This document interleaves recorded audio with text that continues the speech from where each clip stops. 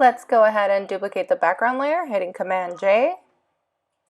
Now you can hit I on your keyboard or go to the dropper tool and using an 11 by 11 average of the color of the sky or whatever you're trying to fill in that's blown out, and selecting that color, going in and using a brush. I'm using the brush here on multiply, darkening as we create all these layers. Now I'm going in and using luminance.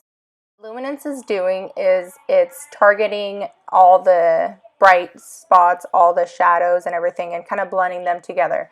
Now with darken, literally what we're doing is we're darkening the image overall. So all those white spots are now going to get darkened. You did see me grab the dropper tool again and select a darker color, and we're just going to be brushing that onto where we feel is necessary.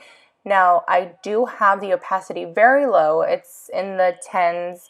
You can go ahead and bump that up if you need to, but I personally like to be able to layer and control where and how much I'm using.